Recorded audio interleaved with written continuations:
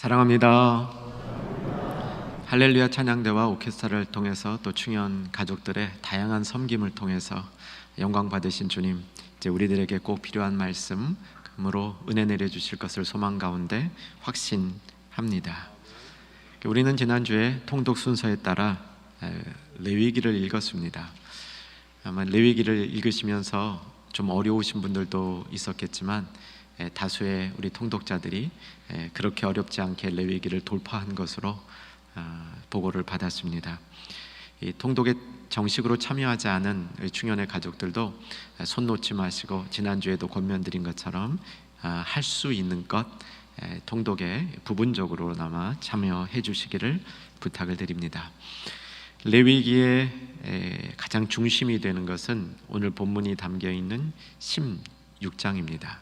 레위기 16장은 대속죄일에 관련된 규정이죠. 어떻게 대속죄일을 지키는 것인가 자세히 설명되어 있습니다. 대속죄일은 1년에 딱 한 번 대제사장만 엄격한 규정에 따른 제사를 드리고 휘장 안 지성소에 들어가는 축복이 열려있는 날입니다. 언약의 관점에서 출애굽기와 레위기를 보면 출애굽기에서는 10계명이 주어집니다. 물론 이제 그때 성막을 짓는 방법에 대한 또 성막의 완성도 되지만 출애굽기의 무게는 10계명에 있습니다.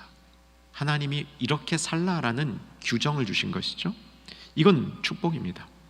어떻게 살아야 하나님의 백성이 될지 알지 못하던 자들에게 이런 계명들을 지키면 하나님의 백성 자격을 유지할 수 있다, 이렇게 가르쳐 준 것이죠. 그런데 이렇게 분명한 법이 생기면 그 법을 지키지 못한 사람들은 범법자가 되는 겁니다. 죄인이 되는 거죠. 그래서 이 죄로부터 어떻게 우리가 이 죄를 벗어날 것인가, 이 방법이 하나님으로부터 백성들에게 알려줘야 되는 것이죠. 그게 레위기입니다. 레위기에 나오는 이 제사제도는 속죄가 그 중심에 있는 것이죠. 그래서 그 속죄 중에 속죄를 하는 날인 대속죄일, 이 날은 구약에 있어서 아주 중요한 날이었고 레위기의 핵심이라고 볼 수 있습니다. 대속죄일은 1년에 한 번이었죠. 말씀드린 대로 7월 10일입니다. 우리 달력이 아니고 유대인들의 달력입니다. 7번째 달 10일 명시되어 있죠. 대제사장 한 명이 어디로 들어간다고요? 지성소로 들어갑니다. 근데 지성소로 들어가기 위해서 앞에 지성소와 성소를 가로막고 있는 이 큰 장벽 혹은 보호막이 있는데 이걸 휘장이라 이렇게 설명을 합니다. 자, 이제 당시에 지성소가 어떤 모습이었는지 한번 살펴보겠는데 그림 몇 장 보겠습니다. 이런 기본형입니다. 길게 되어 있죠. 이 긴 박스형으로 되어 있는 것이 3등분 되는데 여러분 볼 때 먼 쪽으로 한 3분의 1 칸 그 부분이 지성소입니다. 그러니까 성소가 지성소의 2배가 되는 거죠. 성소를 통해서 지성소로 들어가는데 눈여겨보실 것이 휘장입니다. 지성소와 성소 저 안쪽에 지성소와 성소를 가로막고 있는 휘장이 보이시죠? 그게 휘장, 안쪽 휘장입니다. 바깥쪽에도 휘장 또 있네요. 이거는 성소로 들어가는 휘장입니다. 자, 이게 이제 천막 형태로 다음 두 번째 그림 봐주시고요. 이거 이제 좀 설명된 것이고요. 자, 다음으로 넘어가면 천막 형태로 되면 이렇게 회막, 천막처럼 이렇게 위에 씌우는 게 있겠죠. 그 다음 전체 이제 성막으로 했을 때는 둘레를 치게 되고 그 입구가 성막들이 되는 겁니다. 거기 이제 번제단이 있죠. 그리고 그 안에 이제 성소가 있고 성소 속에 지성소가 있는데 휘장이 2개 있다. 이 사실을 꼭 기억해 두시면 좋겠습니다. 자, 대속죄일은 지성소에 들어가는 날입니다. 지성소에 들어가기 위해서 휘장을 통과해야 되는 거죠. 휘장 안으로 들어갈 수 있어야 되는 겁니다. 이게 자유롭지 못한 겁니다. 자, 이제 오늘 본문인 레위기 16장 2절을 펴보십시다. 레위기 16장 2절에 지성소로 들어가는 휘장을 함부로 통과하지 말라라는 엄격한 규정이 명시되어 있습니다. 2절 같이 읽으십시다. 여호와께서 모세에게 이르시되 내 형 아론에게 이르라 성소의 휘장 안 법궤 위 속죄소 앞에 아무 때나 들어오지 말라. 그리하여 죽지 않도록 하라. 이는 내가 구름 가운데서 속죄소 위에 나타남이니라. 굉장히 중요한 구약의 구절이었습니다. 물론 지금은 없어진 구절입니다. 그런데 이 의미가 지금 우리 안에 옮겨진 부분이 있기 때문에 이 부분을 우리가 자세히 알고 있어야 됩니다. 지성소 휘장 안에 뭐가 있다고 얘기합니까? 법궤가 있다고 얘기합니다. 근데 법궤 안에 아시는 분 아시겠죠? 뒤에 신약성경 히브리서 9장 3절과 4절에 보면 법궤 안에 세 가지 물건이 있었다. 아론의 싹이 난 지팡이, 만나를 넣은 항아리, 이게 다 금으로 되어 있습니다. 그리고 십계명을 받은 돌판들 이렇게 들어있다. 그래서 이제 법궤가 굉장히 중요하다고 생각합니다. 근데 법궤 중요합니다. 오늘 본문에 보면 법궤보다 더 중요한 게 있습니다. 그 법궤 위에 얹혀 있는 속죄소, 법궤 위에 속죄소가 있다. 이것은 우리 필수적으로 알아야 될 구약 상식 중에 하나입니다. 시은소라는 얘기 혹시 들어보셨습니까? 들어보신 분 끄떡끄떡 해주시면, 이 시은소와 속죄소가 똑같은 말입니다. 시은좌라고도 얘기를 하거든요. 거기에 하나님이 임재하시는 장소입니다. 하나님이 지성소 안에 계실 때 지성소 중에 어디 계시느냐? 법궤 위 속죄소에 계시는 겁니다. 속죄하는 자리에서 우리를 맞아주신다, 이런 뜻이죠. 그런데 그냥 안 계시고 구름과 같이 계시는 겁니다. 왜냐하면 여전히 지성소 안에 정상적인 방법으로 대제사장이 1년에 한 번 들어가도 하나님 얼굴 보면 역시 안 되게 되어 있습니다. 그래서 지성소 안에 하나님이 임하실 때는 구름이라는 보호막을 가지고 들어오시는데, 이따가 오늘 본문에 살핀 것처럼 대제사장이 지성소 안에 들어갈 때 연기를 피워서 들어갑니다. 향을 피워서 들어갑니다. 이게 똑같은, 구름과 똑같은 보호막 장치를 하는 것이죠. 자, 중요한 것은 속죄소가 그 안에 있었다는 사실입니다. 저는 레위기 16장 11절서부터 16절 사이, 요거는 일부만 봤는데 이 내용 전체가 대속죄를 어떻게 지키느냐는 거죠. 굉장히 복잡한 방식으로 지킵니다. 일반 제사보다는 더 엄격하게 지켜지죠. 이 내용을 아주 간단히만 살펴보겠습니다. 먼저 대제사장 자신을 위한 속죄 제사를 드려야 됩니다. 그리고 이스라엘 백성 전체를 위한 속죄 제사를 드려야 됩니다. 자, 그럼 12절을 보시면 12절 말미에 휘장 안에 들어가서 드디어 지성소에 들어가는 겁니다. 그리고 15절을 보시면 두 번째 줄에 휘장 안에 들어가서 두 번 휘장 안에 들어갑니다. 한 번은 자기를 위해서, 다른 한 번은 이스라엘 전체 백성을 위해서 지성소로 들어가는 것이죠. 여기서 이 지성소는 당시에 가장 지상에서 가장 좋은 장소라고 보시면 됩니다. 꼭 가보고 싶은 장소. 능력이 안 돼서 그렇지, 내 자격이 안 돼서 그렇지, 지상에서 꼭 가보고 싶은 장소가 어디였나? 지성소라고 보시면 됩니다. 왜? 하나님이 거기에 계시기 때문이죠. 이 지성소로 들어가서 대제사장이 1년에 한 번 지성소로 들어간다 했을 때, 저도 전에 그렇게 생각한 적이 있었는데, 아마 적지 않은 성도님들이 야, 지성소 들어가면 굉장히 좋겠다, 거기 가서 하나님 이렇게 임재도 느끼고 거기서 하나님 앞에 두 손 들어 찬양도 하고 하나님이 예쁘다 얘기도 해주시고 하나님의 뜻도 우리에게 계시해 주시고, 야, 그 안에 들어서 마음껏 찬양하고 하나님이 계시 탐뿍 받고 그 영광스러운 모습 보고 오기 때문에 지성소 들어가는 게 그렇게 좋았겠다, 이렇게 생각하실 수 있는데, 대제사장이 지성소에 들어가서 하나님 아버지와 교제하는 시간이 아니었습니다. 그럼 뭐 하는 시간이었나? 속죄소, 법궤 위에 올려있는 속죄소를 청소하러 들어가는 겁니다. 그 청소할 자격을 대제사장이 1년에 한 번 갖는 겁니다. 제물로 잡은 그 피를 가지고 들어가서 속죄소를 닦아내는 겁니다. 원리가 뭐냐면, 우리가 죄를 짓고 그 죄에 대한 속죄의 제사를 드리지 않았습니까? 그 제사는 이제 밖에 있는 성막들에 있는 번제단을 통해서 주로 드려졌는데, 그 제사로 인해서 우리의 죄가 사해질 때마다 속죄소는 오염된다는 겁니다. 속죄소가 계속 오염되면 1년에 한 번은 들어가서 그것을 닦아내야 속죄의 효과가 정상적으로 난다는 겁니다. 이렇게 보시면 좋아요. 여러분, 그 건전지 있지 않습니까? 건전지 처음 새 건전지를 끼면 힘이 100% 나오죠. 그런데 오래 사용하다 보면 점점 그 역가가 떨어지게 되죠. 다시 새 걸로 교체해야 되는 이런 의미인 겁니다. 싹 속죄소를 닦아내면 속죄의 효과가 다시 정상적으로 돌아온다는 거죠. 이 일을 하러 대제사장이 휘장 속으로 들어갔다. 이것이 대속죄일의 뜻이죠. 여러분, 이만큼 우리가 지은 죄가 엄중하다는 겁니다. 저는 이렇게 신앙생활을 쭉 해오면서 또 우리 한국 교회와 함께 목회생활을 쭉 해오면서 점점 이 시대의 특징 중에 하나가 죄에 둔감해지는 겁니다. 내가 지은 죄가 얼마나 심각한지 둔감해지는 것이고, 물론 죄 사함을 받았습니다. 그래서 우리가 그 죄로 인하여 계속 죄의식에 빠져 있을 필요는 없습니다. 그런데 내가 지었던 죄가 얼마나 심각했는지 그 인식은 잊어버리면 안 되는 것이죠. 우리가 죄에 대한 문제에 있어서 점점 둔감해지는 이 시대 가운데 구약의 대속죄일의 중요성은 우리에게 새로운 신앙의 도전을 줄 수 있다고 믿습니다. 대속죄일, 그리고 특별히 대속죄일에 넘고 들어가야 되는 휘장의 의미는 이중적 의미가 있습니다.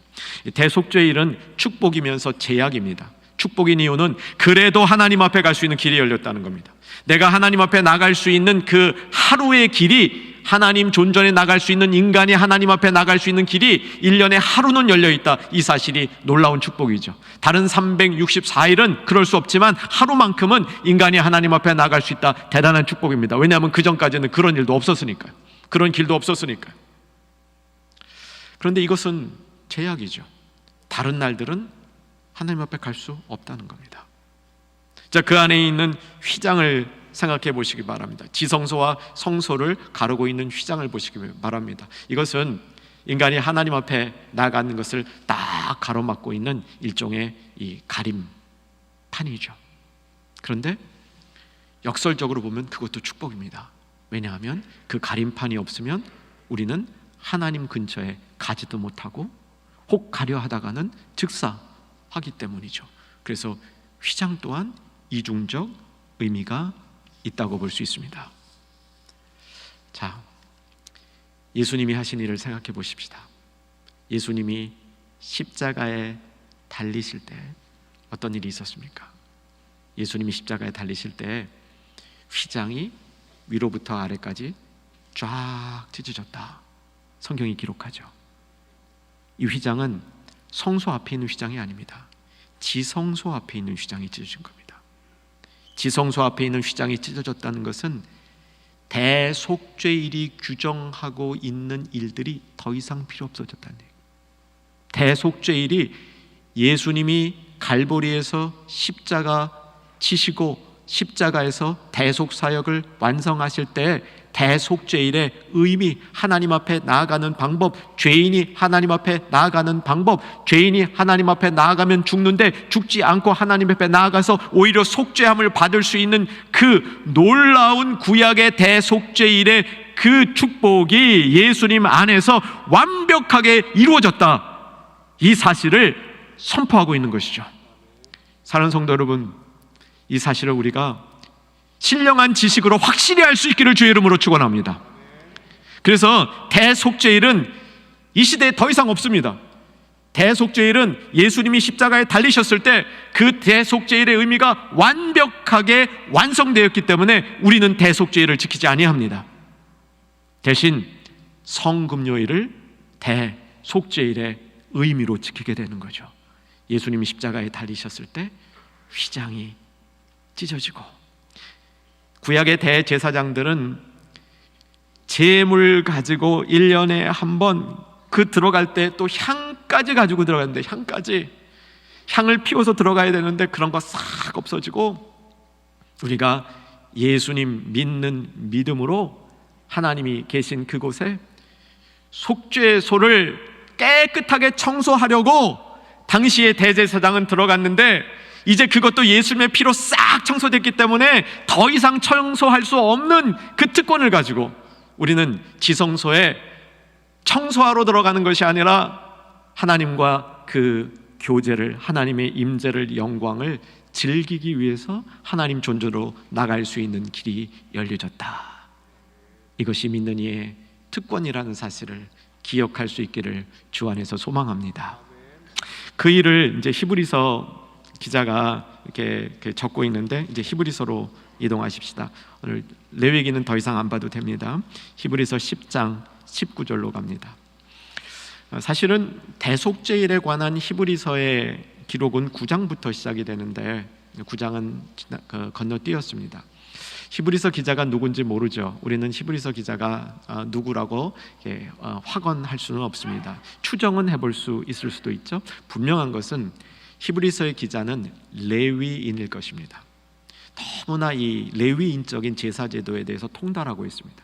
사도 바울은 레위인이 아니죠. 바리새파이고 지파적으로는 베냐민 지파니까 그냥 일반 유대인이었는데, 사도 바울은 그렇기 때문에 율법을 굉장히 중요시해서 율법으로부터 복음을 찾아냅니다. 그런데 히브리서 기자는 율법보다는 제사제도로부터 복음을 찾아냅니다. 제사제도 안에 담겨있는 그리스도, 예수님, 그것을 찾아내는데 더 익숙한 그런 이 훈련을 받은 사람이라는 거죠. 그래서 히브리서를 통해서 우리는 레위기의 완성을 볼 수 있게 되는 것입니다. 19절이 대속죄일의 완성 장면입니다. 자, 19절 한번 같이 읽겠습니다. 그러므로 형제들아, 우리가 예수의 피를 힘입어 성소에 들어갈 담력을 얻었나니 아멘 되십니까? 여러분, 이 사실이 믿어진다면 복된 성도임이 확실합니다. 예수의 피로, 수송아지의 피가 아니라, 염소의 피가 아니라, 정말 그렇게 잘 준비된 제물이 아니라 하나님 아버지께서 인간 전체를 위해서 예배해 놓으신 예수 그리스도의 피를 힘입어 어디에? 성소에. 여기 성소는 지성소일 겁니다. 지성소 안에 들어갈 뭘 얻었습니까? 담력을 얻었다는 겁니다. 이건 티켓을 얻었다는 얘기가 아닙니다. 티켓을 얻은 것이 아니라 담력을 얻었다는 겁니다. 여러분, 이 담력은 어떤 담력이냐면 이런 거죠. 이 선을 닦아놓고 이 선으로 넘어가는 사람, 옛날에는 죽었습니다. 옛날에 무지하게 그 선을 넘어가다가 죽은 사람들을 보았습니다. 그런데 이제는 이 선을 넘어가도 괜찮다는 이 하나님의 약속이 떨어졌습니다. 넘어가시겠습니까? 안 넘어가시겠습니까? 자신 있으세요? 네, 그분들은 믿음이 있는 분들입니다. 믿음이 없는 분들은 자신이 없어요. 하나님이 넘어가도 된다고 얘기를 하는데, 전에 거기 넘어가다 사람 죽는 거 봤는데 그거 어떻게 내가 거길 넘어가? 두려워서. 넘어갔는데 성공한 걸 아직 못 봤는데 내가 1번으로 가래요. 한 2, 3번 시켜도 두려울 테인데 1번으로 해보래요. 그때 하는 게 담력입니다. 여러분, 담력 얻으셨습니다. 성소에 들어갈 담력을 얻었다. 여러분, 이 말은요, 구약을 이해하지 않으면 이 의미를 우리 삶에 갖고 올 수가 없습니다. 이 담력이 어떤 것인지를 우리는 헤아려 볼 수가 없습니다. 예수 그리스도의 피가 능력 있는 줄로 믿으시기 바랍니다. 그 피의 능력으로 지성소에 들어갈 대제사장만 1년에 한 번 제사 지내고 들어갔던 그 장소에 향도 피지 않고 바로 그 안에 들어갈 수 있는 담력을 얻었다. 누가? 예수 믿는 우리 모두가. 20절이 여기 이제 중요한 내용이 담겨 있는, 이렇게 괄호 안에 있는 것 같은 중요한 부분입니다. 20절 같이 한번 좀 크게 읽으십시다. 그 길은 우리를 위하여 휘장 가운데로 열어놓으신 새로운 살 길이요, 휘장은 곧 그의 육체니라. 여기 우리 번역이 돼 있는 대로 원문이 되어 있습니다. 휘장 곧 그의 육체. 아주 명쾌한 구문을 가지고 휘장이 곧 예수님의 육체다, 이렇게 선포하고 있습니다. 근데 여러분 생각해 보십시오. 휘장과 예수님의 육체가 연결이 됩니까? 오늘 레위기를 살핀 다음에 이것을 연결하면 연결이 됩니다. 그런데 이것만 읽으면 어떻게 휘장과 예수님의 몸, 예수님의 육체가 이게 동격이 될 수 있을까? 잘 연결 안 됩니다. 자, 오늘 말씀 다시 한번 정리해 봅니다. 휘장이 뭐였다고요? 지성소, 속죄소, 하나님의 임재가 있는 그곳을 인간이, 죄인인 인간이 못 들어가게 하는 딱 가로막이었습니다. 어쩌면 보호막이었습니다. 인간의 생명을 보호하는 그런 기능도 했단 말입니다. 그러면서 어렴풋이 그 안에 있는 하나님을 볼 수 있도록 아주 어렴풋이 기회를 준 거죠.